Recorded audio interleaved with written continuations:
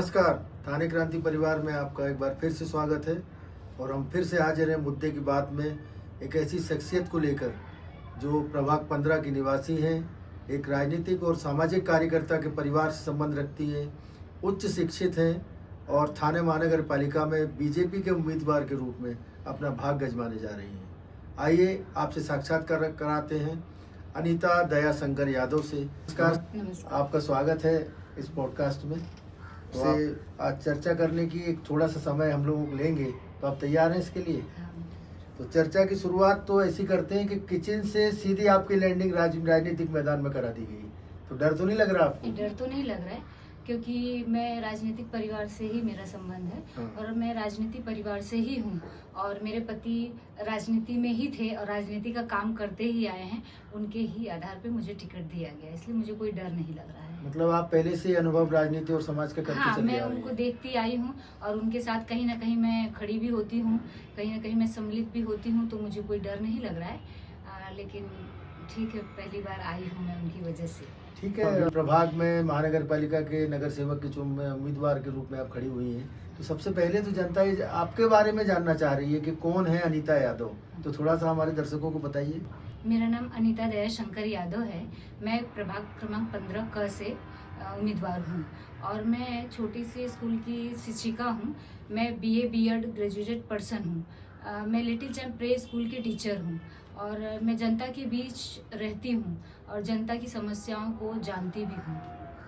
आप स्कूल चला रही हैं, शिक्षिका हैं, तो आप बच्चे, बड़े, बूढ़े, महिलाएं सबसे संपर्क में हैं? सबसे संपर्क में हूँ, मैं पहले से संपर्क में हूँ। अच्छा, तो संपर्क में है। और दूसरा, आप इस प्रभाग की निवासी भी हैं। बिल्कुल। जहाँ तक मेरी जानकारी है, आपका जन्म सब यही हुआ हाँ, है। मेरा जन्म थाने में ही हुआ है और इस प्रभाग में शादी के बाद से आप स्थायी रूप से रह रही हैं, हूँ। तो यहाँ का पूरा भ्रमण पहले से ही कर चुकी हैं पहले आप? से कर चुकी हूँ। तो यहाँ की समस्याओं के बारे में भी कुछ जानकारी आपको रखी होंगी। हाँ, तो जानकारी। क्या जानकारी आपको समाज समस्याओं की क्या जानकारी आपको दिख रही है?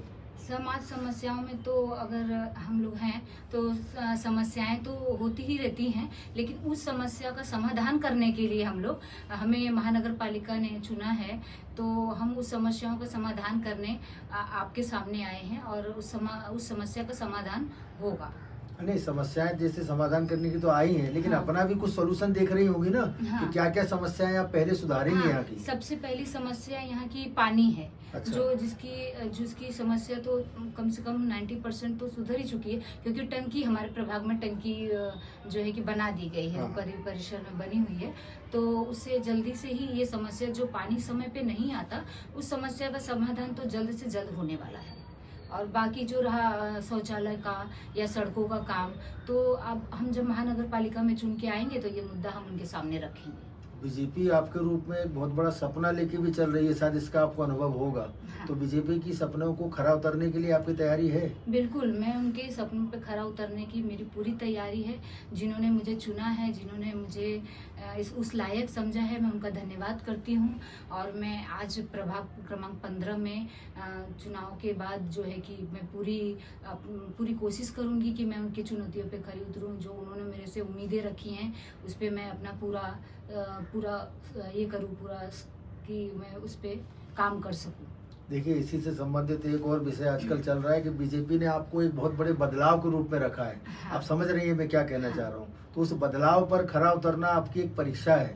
तो उस बदलाव को आप कैसा देख रही हैं? मैं उस बदलाव को ये देख रही हूँ कि मैं परिवार की तो उसी परिवार की हूँ, लेकिन देखिए कि बदलाव किया गया है जब, तो कुछ देख के मेरे पति का काम देखकर बदलाव किया गया है कि उन्होंने जो ईमानदारी और काम जो वो करते आए हैं बीजेपी पार्टी के लिए, उसको देख के बदलाव किया गया है। और मैं चाहती हूँ कि वो बदलाव होगा, क्योंकि लोगों ने शायद उनकी उम्मीदों पे वो खरे नहीं उतरे, तो उनकी वजह से आज मुझे टिकट दिया गया है और बदलाव की उन्होंने सोची है, जो वो बदलाव होगा जरूर। तो पिछली कमियों के आधार पर बीजेपी ने जैसे आपको चुना, तो निश्चित तौर पर आप उन कमियों को पूरा करने की कोशिश तो करेंगी हाँ, ना? मैं पूरी कोशिश करूंगी कि मैं उस बदलाव को जल्द से जल्द बदलाव करूं, और मैं फिर जो है कि उस बदलाव के साथ मैं जो है खड़ी होनी चाहती हूँ। महानगर पालिका में जो भी आप लोगों की समस्या है, उसका समाधान होगा और मैं बदलाव जरूर करूंगी। देखिए, आपसे पहले दया शंकर यादव मैदान में समाज सेवा और राजनीति कर रहे थे।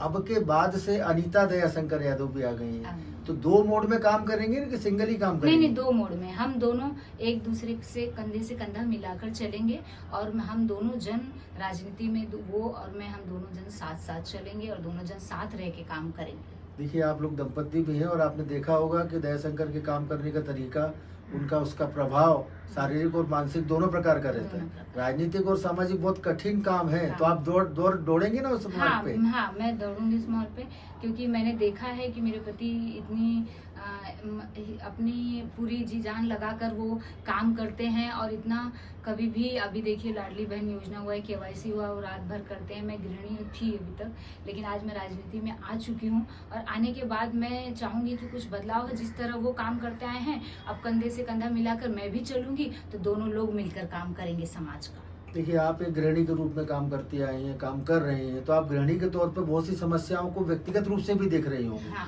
हाँ। तो समाज में जो अपना मध्यम वर्गीय परिवार यहाँ जो रह रहा है, तो उनकी समस्याओं से आप सीधे सीधे जुड़ी हुई है ना? जुड़ी हूँ। तो उन समस्याओं को कैसे निराकरण करने के लिए सोच रही मैं हैं? निराकरण ये है कि महिलाओं की कुछ समस्याएं हैं और जो है कि शौचालय हो गया, पानी हो गया, जो भी है, जैसे ही मैं चुनकर आती हूँ महानगर पालिका में, ये समस्याओं को, इस समस्या पे मैं पहले ही काम करूंगी कि इस समस्या को दूर किया जाए। मैं उसकी पूरी कोशिश करूंगी कि ये समस्या का कुछ न कुछ निर्णय निकले और जल्दी से जल्द में जो समस्याएं हमारे प्रभाग में है या हमारे क्षेत्र में है, उसको मैं पूरी करने की कोशिश करूंगी। अभी आप जो विद्यालय संचालित करती हैं, बालवाड़ी और बच्चे और महिलाओं से जब जुड़ी हुई है, हाँ। तो प्रभाग में जब आप प्रवास कर रही हैं, हाँ। तो उसके भी कुछ न कुछ आपको प्रभाव देखने को मिलते होंगे बहुत ना? बहुत बहुत अच्छा रिस्पांस है कि कहीं ना कहीं हर गली हर मोहल्ले में मेरे पेरेंट्स जो हैं मिलते हैं, बच्चे मिलते हैं, टीचर चिल्लाते हैं मेरे पीछे, तो मुझे वो काफ़ी गर्व महसूस होता है इस बात का कि मैं आज BA B.Ed करके और मैं आज टीचर हूँ उसी क्षेत्र में, और उसी क्षेत्र से मैं जो है उम्मीदवार भी हूँ। तो मुझे बहुत काफ़ी अच्छा रिस्पांस मिल रहा है और मैं बहुत ही खुश हूँ इस बात को लेके कि मुझे काफ़ी अच्छा रिस्पांस है कि उनके परिवार के बड़े बुजुर्ग सभी से मैं मिल रही हूँ जाकर, तो मुझे काफ़ी अच्छा लग रहा है। देखिए, अभी तो आपको टिकट मिल गया, तो दयाशंकर यादव जी का किस प्रकार का सपोर्ट आप पा रही हैं टिकट में? बहुत सपोर्ट पा रही हूँ। वो उन्होंने तो अपनी पूरी जी जान लगा दी है मेरे लिए, बहुत अच्छा सपोर्ट करते हैं मेरे पति मेरे लिए, और उनकी वजह से ही मैं आज हूँ। उन्होंने काम तो उन्होंने किया, आज हम 2 हो गए हैं और हम 2 लोग मिलकर काम करेंगे, तो उनकी वजह से हूँ, काफ़ी अच्छा सपोर्ट है उनका मेरे लिए।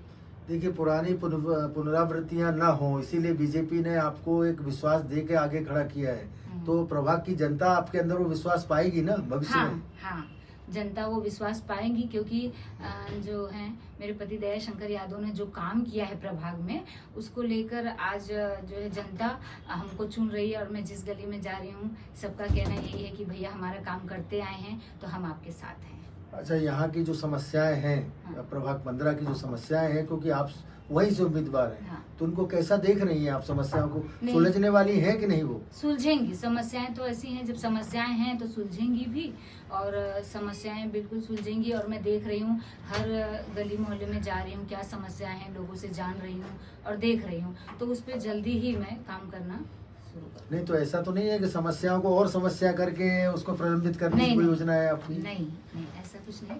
मैं समस्याओं को समस्या होने नहीं दूंगी, क्योंकि जो भरोसा और विश्वास दिलाया है जनता ने हमारे प्रति, मैं चाहती हूँ कि उस पर मैं खरी उतरूँ। देखिए, जनता का ज्यादा अपेक्षाएं आपसे इसलिए है क्योंकि आप इसी प्रभाग की निवासी हैं। हाँ। और अब से पहले, बहुत पहले से आप उनके साथ रह रही हैं, उनके साथ निर्वाह कर रही हैं, हाँ। तो शायद जनता आपसे ज्यादा अपेक्षा करने लगेगी, तो उन पर आपको खरा उतरना है। मैं खरी उतरने की पूरी कोशिश करूंगी। तो अब जैसे कहा जाए कि अभी राजनीतिक मैदान में तो आप उतरी हुई हैं, इसके पहले आप शिक्षा का स्कूल बालवाड़ी वगैरह काम कर रही थी, हाँ। उसके बीच में कुछ तो निजी समय मिलता होगा, हाँ। तो आप उस समय निजी समय में क्या करती हैं? जैसे निजी समय में जो है समाज के लोगों के ही बीच में, किसी का पूजा पाठ हो गया, किसी ने कभी बुलाया अपने घर, तो उनके घर जाना आना और अपने परिवार को संभालना, ये मैं करती आई हूँ। और समाज के बीच, लोगों के बीच भी मैं अपने पति दयाशंकर यादव की वजह से जाती हूँ कि लोग बुलाते हैं, कहीं कुछ होता है, कोई समारोह है तो, या फिर कोई मीटिंग है, तो इसमें सम्मिलित होती हूँ मैं।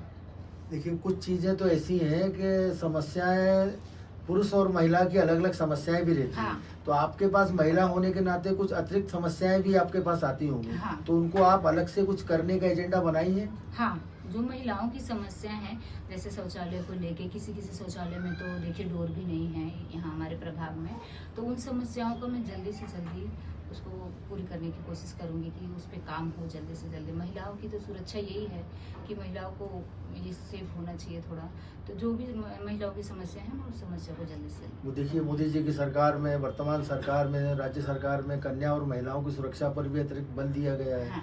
तो मुझे लग रहा है कि आप एक पढ़ी लिखी महिला और स्कूल चला रही है, तो इनको एक विशेष तवज्जो देने की योजना होगी आपको? हाँ। एक विशेष ध्यान देंगी ना इसके हाँ, लिए? मैं बिल्कुल विशेष ध्यान दूंगी।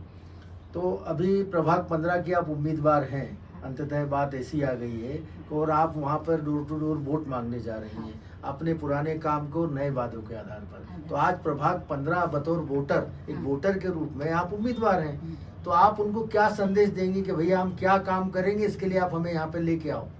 ये हमारी जनता जो है, अपनी जनता जो है, वो सुनना चाहिए आपसे।